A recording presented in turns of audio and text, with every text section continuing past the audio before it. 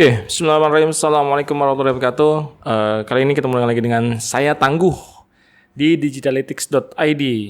Ini kita bahas tentang podcast tentang digital marketing dan data analytics.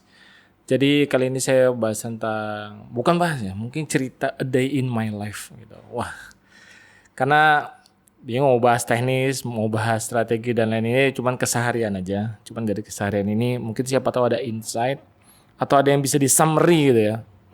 Atau ada yang bisa emang di-sharingkan. Jadi di hari ini apa? Hari Senin ya. Hari Senin tanggal 29 bulan April 2024 saya mulai lagi aktivitas persiapan evaluasi. Banyak yang dibahas tentang hari ini itu briefing tentang keprinsipalan, tentang buat pajak, habis itu tentang keuangan, persiapan tentang legalitas dan macam-macam lah. Jadi mungkin itu penjabaran, mungkin podcast tentang satu hari ini poin-poin tadi bisa jadi panjang ya, jadi pembahasan sendiri ya. Tapi mungkin hari ini akan bahas tentang mungkin akan dibahas tentang legalitas. Ini bagi teman-teman yang baru mau mulai, apalagi yang belum menggunakan legalitas usaha atau bisnisnya ya. Kadang-kadang namanya e-commerce tuh ya mungkin mulai aja lah, jualan aja langsung gitu kan. Ya udah jualan langsung jadi gitu kan, dapat cuan gitu. Tapi lama-kelamaan ingin bertumbuh, ingin besar, ingin kolaborasi, ingin berpartner gitu ya. Ada saham yang berbarengan, tidak hanya sendirian, berbagi peran gitu kan. Mungkin kalau ada beberapa e-commerce ya sudah biasa lihat postingan Ci Christine, ada 4 orang gitu di dalam situ ya. Memang ada tinkernya, si pemikirnya, ada pemodalnya, ada yang kreatifnya, memang ada eksekutor atau ada penyebatan, macam-macam. Kategori kurang lebih 4 poin itu bisa mewakilkan yang lain lah. Bisa jadi ada poin yang 5 dan lain-lain. Tipikal orang itu. Nah, di tempat saya pribadi, ini kan saya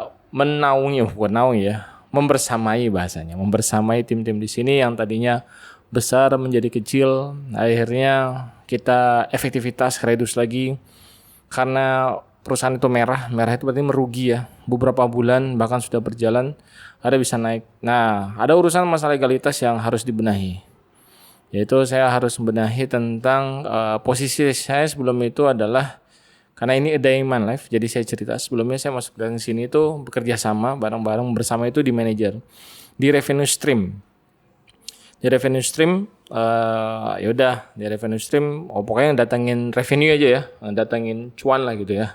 Nah, berjalan waktu akhirnya berubah. Akhirnya saya menggantikan posisi mungkin memiliki dia Allah kasih amanah lagi lain, kasih peran yang lain itu sebagai CEO-nya atau direkturnya di perusahaan ini. Nah, jadi perusahaan ini hanya saja kalau ada urusan sama direktur, berarti kan ada namanya, saya lihat pelajari ada 2 direktur ya. Posisi direktur itu ada direktur karir gitu kan, hanya karir, atau direktur memang yang ada di akta. Nah, pembahasan ini saya kan awam, namanya juga berangkat dari e-commerce, taunya jualan aja cuan gitu kan. Apalagi yang dari dropship dan lain-lain, belum lagi kerjasama. Nah, akhirnya ternyata tetap untuk kebutuhan macam-macam, itu baik dari keuangan, dari bank yang atas nama PT, belum lagi ngurusin pajak. Ternyata itu butuh tanda tangan direktur. Semua itu kekuatannya. Ya legalitasnya seperti itu ternyata di Indonesia ini gitu ya. Akhirnya saya urus lah gitu kan, karena ada kebutuhan pajak yang harus diberesin gitu. Begitu juga rekening bank kalau mau ganti dan lain-lain, harus memang direktur realnya. Nah, gimana cara posisinya kalau direktur karir? Ya hanya posisi karir, tapi saat memang tanda tangan, memang benar-benar tanda tangan yang harus terus selain memang bisa menggunakan surat kuasa ya. Surat kuasa dari direktur yang asli yang ada di akta ke ini, cuma kan repot jadinya. Apalagi direktur yang ada di akta itu tidak ada di tempat gitu ya. Tidak berdomisili lagi di tempat yang berbarengan.